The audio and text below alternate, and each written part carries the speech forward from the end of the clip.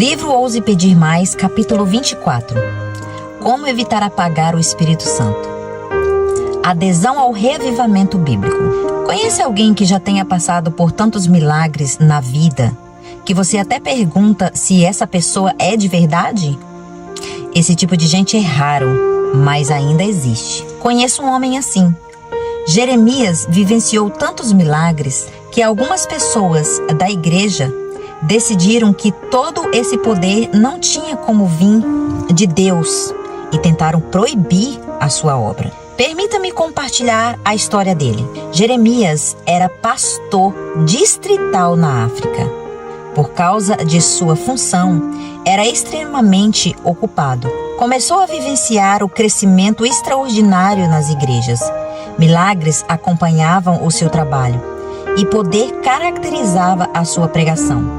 Muitas almas estavam entregando ao Senhor. Seu sucesso deixou o diabo muito infeliz e o inimigo começou a criar problemas.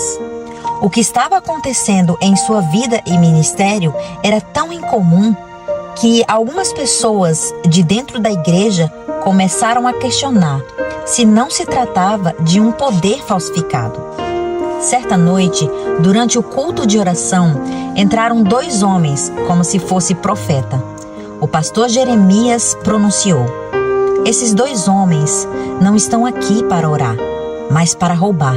Estão portando armas." A congregação achou estranha aquelas palavras, mas os membros levaram os dois para a delegacia e descobriram que a declaração do pastor Jeremias era verdadeira. Todos ficaram maravilhados. Como ele sabia essas coisas? Questionaram. Isso não é normal. Em consequência, tiveram um pouco de medo. Mas o diabo ficou com mais medo ainda. Em outra ocasião, uma moça estava possuída por demônios. E as pessoas em volta dela não sabiam o que fazer. Então disseram: "Vamos ligar para o pastor Jeremias orar, pedindo que os demônios vão embora." Diante dessa sugestão, os demônios logo puseram a falar: Não chamem o pastor Jeremias. Vamos embora agora mesmo." E a menina foi curada naquele exato momento, sem o pastor nem mesmo precisar ir lá e orar. Quando se aproximou o momento de sua ordenação ao ministério, a igreja então decidiu não ordená-lo. Ele não fizera nada de errado, mas sentiram que ele não atuava da mesma maneira que um pastor normal. Estava claro para todos que Jeremias tinha muito poder, mas lhe incomodava a séria preocupação de que esse poder, em vez de vir de Deus, fosse provavelmente de magia negra ou de alguma outra prática ocultista, a fim de influenciar essas pessoas. A fim de confirmar suas suspeitas, os ministeriais decidiram fazer uma investigação especial. Certo dia, enquanto o pastor Jeremias não estava em casa, eles foram e vasculharam toda a casa dele, mas não acharam nada fora do comum. Não havia sinais de magia negra, nem de ocultismo. Então, entrevistaram a esposa dele. "O que seu marido faz quando está em casa? Já notou algum comportamento estranho? Quais são os hábitos dele?" "Ele é um bom marido", respondeu ela. "É bondoso com a família, não faz nada de estranho. Mas há algo que ele faz todos os dias, que provavelmente a maioria das pessoas não façam. Acorda 3 da manhã diariamente para orar e estudar a Bíblia. E 2 vezes por semana me pede para não preparar comida para ele, pois ele jejua e ora." Sem palavras, não tinha mais nada a perguntar. Maravilhados e alegres, maniaram a cabeça e voltaram para casa. Finalmente, se convenceram de que o poder visto na vida do pastor Jeremias, de fato, provinha de Deus e não de Satanás. E decidiram então ordená-lo ao ministério. Pouco tempo depois da ordenação, ele foi nomeado evangelista de uma das maiores associações de sua região. O Senhor continuou a abençoar seu ministério enquanto o pastor Jeremias falava com ousadia, condenando o pecado e chamando as pessoas ao arrependimento. Muitas almas foram ganhas para o Senhor e, em resultado, os líderes da igreja passaram a respeitar cada vez mais. Então, o promoveram a evangelista da União. Deus abençoou ainda mais em seu trabalho incansável. Em seguida, o chamaram para ser presidente de uma associação. Hoje, ele é o secretário da União e Deus continua a abençoar o seu ministério. Compartilhei essa história porque o testemunho do pastor Jeremias ilustra uma ideia importante. Embora falamos sobre o poder de Deus, não estamos acostumados a vê-lo na vida cotidiana. Por isso, muitas vezes, quando tal poder é presenciado, sentimos a tentação de duvidar e achar que se trata de uma contrafação. Se não tomarmos cuidado ao fazer isso, podemos entristecer o Espírito Santo. Não estou sugerindo que devemos aceitar todos os milagres e acontecimentos sobrenaturais como obra de Deus. Eles precisam ser testados e avaliados com base nas Escrituras. Entretanto, antes de desestimular a obra genuína de Deus e colocar pedras de tropeços desnecessários no caminho de alguém, devemos perguntar: isso está em harmonia com a palavra? Qual é o fruto? Se as pessoas estão sendo ganhas para o Senhor e se afastando genuinamente de seus pecados, o mais provável é que não seja obra do diabo, pois eles não convencem os seres humanos a se arrepender e deixar os pecados. Confusão entre o genuíno e o falso.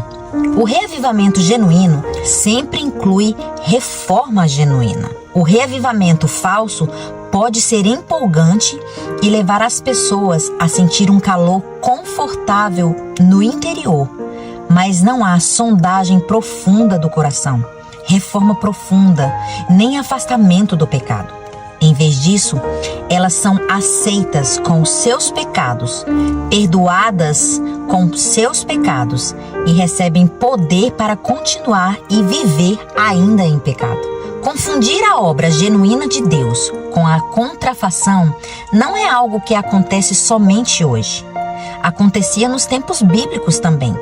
Reflita nos exemplos a seguir.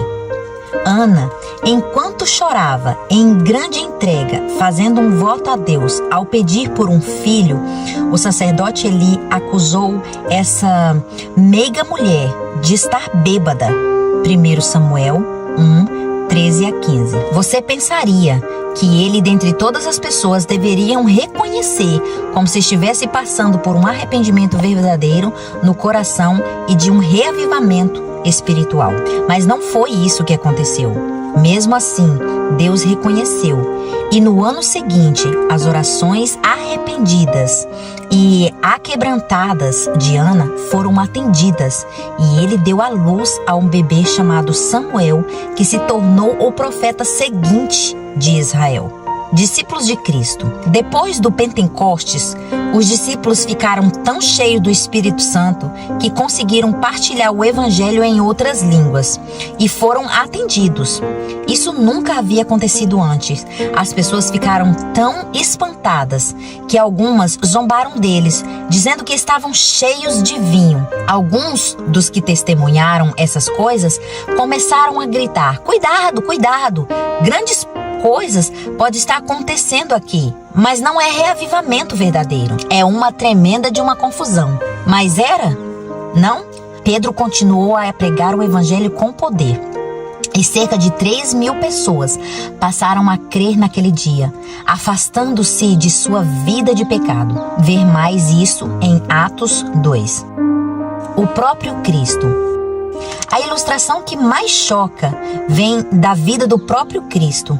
Após expulsar um demônio e curar um homem que era mudo e cego, os fariseus imediatamente gritaram: "É Beelzebu, o chefe dos demônios, quem dá poder a este homem para expulsar os demônios." Ver Mateus 12, 22 e 24. Eles viveram a obra, viram o reavivamento e a reforma na vida daquele homem. Mas em vez de dar glória a Deus, acusaram Cristo de fazer obras satânicas. Seria possível estarem mais distantes da verdade? os discípulos espirituais de Israel não reconheceram quem Jesus realmente era quando Cristo veio à Terra. Embora conhecessem as profecias e as doutrinas bíblicas, obedecessem com rigor os mandamentos, pelo menos quando isso lhe trazia as vantagens, o coração deles estavam fechados para o poder do Espírito Santo. Então, como seriam capazes de reconhecer o Espírito Santo em ação? Eram cegos, assim como muitos hoje ainda são. A inspiração nos deixa essa séria advertência. O batismo do Espírito Santo, como no dia de Pentecoste, levará a um reavivamento da verdadeira religião e a operação de muitas obras maravilhosas. Seres celestiais entrarão em nosso meio e homens falarão segundo forem movidos a fazê-lo pelo Espírito Santo de Deus. Operasse, porém, o Senhor sobre homens como fez nos dias de Pentecoste e posteriormente, muitos hoje que professam crer na verdade conheceriam tão pouco da operação do Espírito Santo que haveriam de clamar: acautelai-vos do fanatismo. Diriam dos que estivessem cheios do Espírito Santo: estão cheios de mosto. Atos 2:13. O grande pecado dos que professam ser cristãos é não abrirem o coração para receber o Espírito Santo. Quando almas anseiam por Cristo e buscam se tornar um com Ele, então os que estão satisfeitos com a forma de piedade exclamam: tome cuidado, não vá ao extremo, mas ao passo que devemos ser cuidadosos e não entrar em agitação humana, não devemos nos encontrar entre os que levantam indignações e nutrem dúvidas relativamente à obra do Espírito de Deus. A fim de ilustrar, lembremos um episódio que aconteceu na Califórnia, na metade da década de 1880. O Healdsburg College, que mais tarde se tornaria o Pacific Union College, estava apenas começando suas atividades e, naquela época, ocorreu um reavivamento genuíno entre os estudantes. No entanto, alguns fanáticos não convertidos se infiltraram na obra. Consequentemente, a liderança do colégio suprimiu o reavivamento. Vejamos o que Ellen White disse a respeito desse incidente.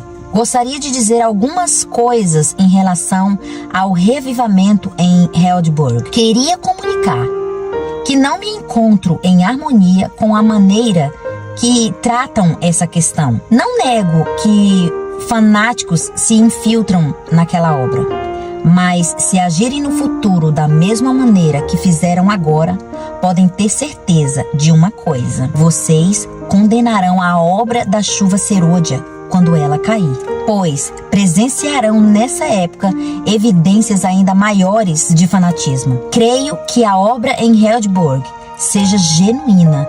Acredito que o Espírito de Deus se moveu com profundidade. Creio que pessoas não consagradas, nem convertidas, se colocaram à frente por pressão. O inimigo sempre trabalha por meio de quem tem a mente desequilibrada de caráter imperfeito. Não acho que o pastor E.P. Daniels agiu com sabedoria em todas as coisas e seria um novo capítulo na experiência de obreiros se não fossem cometidos erros em alguns aspectos. Deus não lhe apresentou os desafios e a falta de sabedoria em sua própria conduta e administração? Se o pastor Daniels errou em algumas coisas, quem dentre vocês ousa ordenar que ele pare de pregar? Quem dentre de vocês ousa deter a obra, porque o seu julgamento finito nem tudo parece estar de acordo com as suas ideias? Toda vez que penso nesta questão, sinto tamanha dor e tento tirar da mente o quanto antes. Quando o esforço se faz na obra de Deus, Satanás se põe no ambiente a fim de ser notado, mas seria papel dos ministros estender a mão e dizer: isso não pode prosseguir.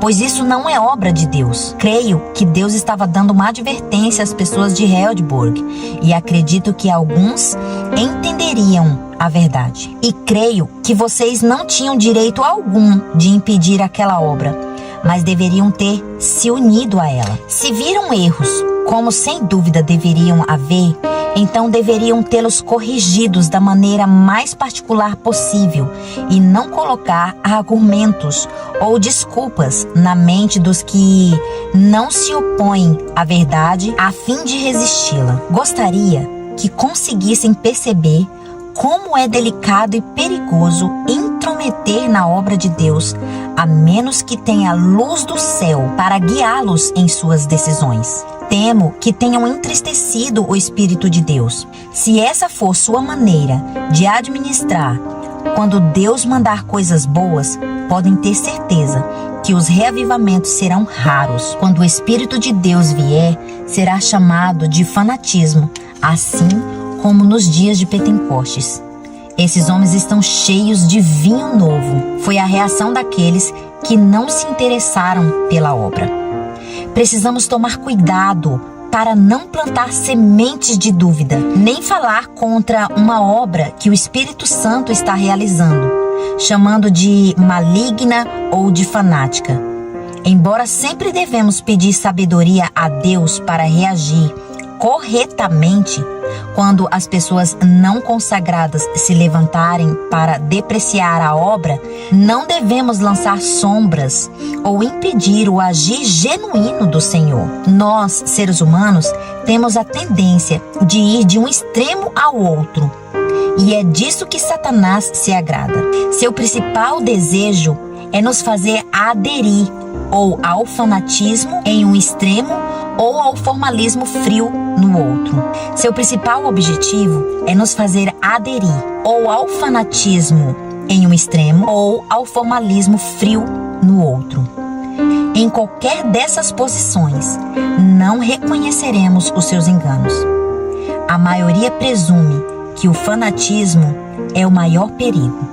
Todavia, o formalismo frio pode ser igualmente desastroso. Embora o formalismo possa se orgulhar de não ser pego nos enganos dessa nova era, ele pode muito bem nos impedir de reconhecer o derramamento do Espírito Santo quando ele acontecer. Que perigo!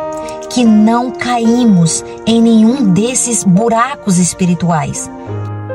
Nosso desejo é permanecer no caminho estreito, apegando-nos firmemente à mão de Deus, recebendo o óleo novo diariamente em sua sala do trono. Ei, continue a pedir mais, pois Deus anseia fazer muito mais em sua vida e no seu ministério. Você acha que já viu de tudo?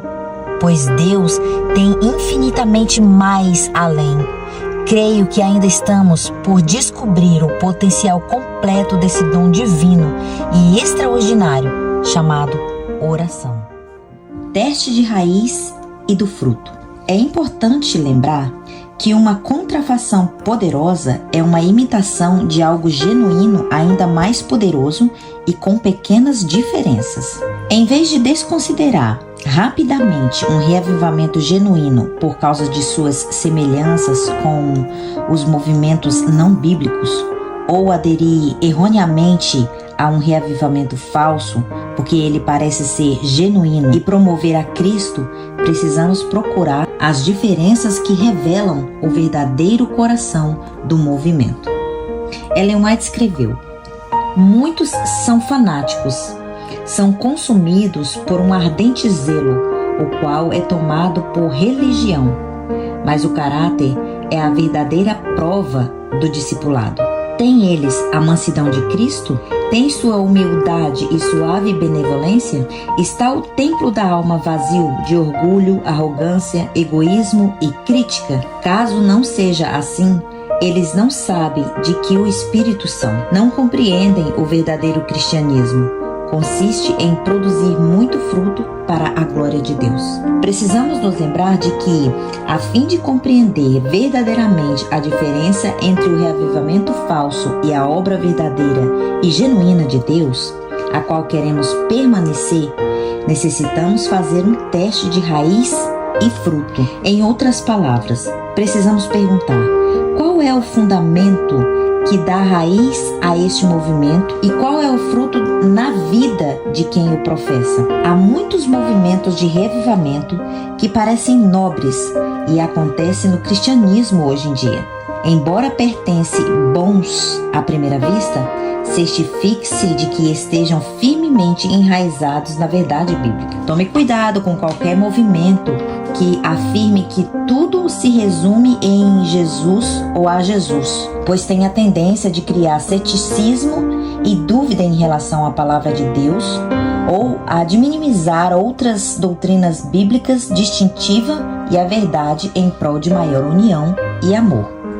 Ellen White escreveu: a verdade presente e a mensagem especial dado ao mundo, inclusive a terceira mensagem angélica, abrange um vasto campo que contém tesouros celestiais. Ninguém que diga: não quero ter ligação nenhuma com essas verdades, pregarei somente a Cristo, pode ser desculpado. Qualquer movimento que alegue exaltar Jesus, mas menospreza a verdade que ele ensinou, não está edificado sobre a palavra.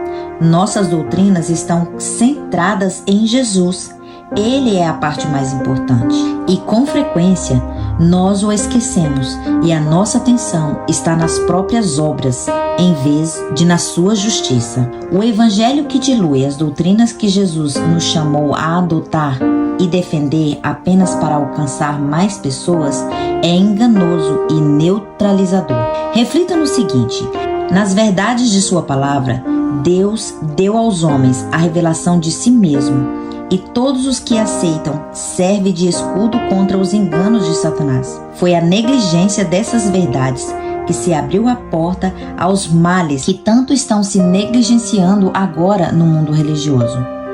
Tem-se perdido de vista, em grande parte, a natureza e a importância da lei de Deus. Uma concepção errônea do caráter e vigência da lei divina tem ocasionado erros quanto à conversão e à santificação, resultado em baixar na igreja a norma da piedade. Aqui deve encontrar-se o segredo da falta do Espírito e do poder de Deus nos reavivamentos em nosso tempo. Conseguiu entender? Falta-nos o poder do Espírito porque não entendemos o seu caráter e menosprezamos a sua lei divina. Essa é a chave.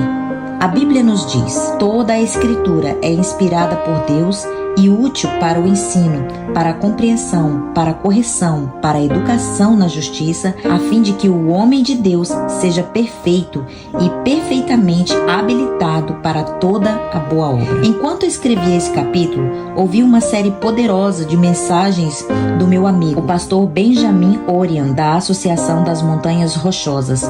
Ele falou sobre muitas pessoas hoje que se envolvem em discussão sobre a validade da Bíblia ou sua relevância para a cultura atual. Em consequência, perdem de vista todo o propósito e objetivo da mensagem. E é exatamente isso que Satanás quer que aconteça. Acho que deve ser por isso que Ellen White escreveu: irmãos, apegai-vos à Bíblia, tal como ela reza. Parai com vossas críticas relativamente à sua validade e obedecei à palavra, e nenhum de vós se perderá. Faremos bem em dar ouvidos a estes conselhos. Em outro lugar, ela escreve: a obediência é a prova do discipulado, é a observância dos mandamentos que prova a sinceridade de nossas profissões de amor. Quando a doutrina que aceitamos mata no coração o pecado, purifica a alma da contaminação, dá frutos para a santidade, podemos saber que é a verdade de Deus. Lembre-se, Cristo é a raiz e o fruto é a obediência. Não se apegue ao espírito com descrença. Quando oramos seguindo o padrão das Escrituras, humilhando-nos diante do trono de Deus e reconhecendo que dentro de nós não há bem nenhum, o Espírito Santo falará a nós dia após dia. É a obra do Espírito Santo dentro do nosso coração que nos atrai a Deus. Não temos nenhum anseio de santidade dentro de nós. É o Espírito Santo que nos dá. Filipenses 2:13. é nosso companheiro dia após dia, mostrando-nos o caminho que devemos seguir e nos convencendo do pecado. Nem sei contar quantas vezes já orei pedindo a Deus para me dar sabedoria ou me mostrar como avançar no ministério. Então, enquanto eu reflito em sua palavra, devagar alguns pensamentos e ideias na qual nunca havia pensado antes surgem em minha mente. Era exatamente a sabedoria ou orientação de que eu precisava. Nessas ocasiões, eu soube, sem sombra de dúvida, de que Deus estava falando a mim por meio do Espírito Santo. E seu Espírito continua a falar comigo dia após dia, enquanto continuo a entregar o coração e a vida a Ele. Embora invisível, a presença do Espírito Santo sempre se fez sentir no coração dos cristãos verdadeiros. Além de nos convencer em relação às coisas que precisamos consertar em nossa vida, o Espírito de Deus também nos orienta sobre quando falar, o que dizer e como alcançar aqueles ao nosso redor. Em todas as vezes nas quais segui essas orientações com fé, elas foram exatamente aquilo que necessitava em situações específicas. Não há nada mais maravilhoso do que saber que você está verdadeiramente em sintonia com a voz do Espírito Santo. Ellen White escreveu: Deus emprega diferentes instrumentos para efetuar a salvação de homens. Fala-lhes por meio da sua palavra e de seus pastores, e envia pelo Espírito Santo mensagens de advertência, reprovação e instrução. Essas são meios destinados a iluminar o entendimento do povo e revelar-lhes seus deveres e seus pecados e as bênçãos que pode receber. Destinam-se a despertar neles o senso de necessidade espiritual, de modo que possam ir a Cristo e nele encontrar graça que necessitam. Há mais de 100 anos, a Igreja recebeu a advertência. Há no tempo presente um estado quase universal de descrença a respeito do Espírito Santo, sobretudo na manifestação dos dons. A descrença tira o Espírito de Deus da mente. Ela apaga o Espírito e deixa as massas expostas aos enganos desses últimos dias. Mais uma vez, aqueles que pela descrença apagam o Espírito nesses últimos dias estarão desprezados para compartilhar as grandes bênçãos que Deus prometeu por intermédio do profeta Joel, citado por Pedro. Atos 2, 17 e 18. Tome cuidado, caro leitor, para que a descrença em você não apague o Espírito e não exclua da grande bênção destinado àquele que crê. Lembre-se de que até mesmo Jesus não realizou muitos milagres na terra por causa da descrença de seus conterrâneos. Mateus 13:58. Será que ainda limitaríamos a sua obra hoje por causa das nossas descrenças? Ao chegar ao fim deste capítulo, gostaria de lembrar de que um reavivamento da verdadeira piedade entre nós, eis a maior e a mais urgente de todas as necessidades. Importa haver diligentes esforços para obter a bênção do Senhor. Contudo, só podemos esperar um reavivamento em resposta à oração. Somente aqueles que andam pela fé e se fundamentam nas promessas da palavra de Deus, recusando-se a ir embora sem a bênção, só aqueles que estão suplicando por mais e mais do Espírito Santo realmente receberão a plenitude daquilo que Deus anseia dar. Ver Efésios 3, 14 a 19. E você, querido amigo, está disposto a se apegar e não soltar até receber a bênção de Deus? Eu o desafio a examinar cada dia mais as Escrituras e provar todas as coisas e depois saber que está firmemente enraizado sobre a rocha sólida. Agarre-se com tenacidade de quem não larga mão. Continue a pedir mais para Deus. Anseie em fazer muito mais na sua vida e no seu ministério.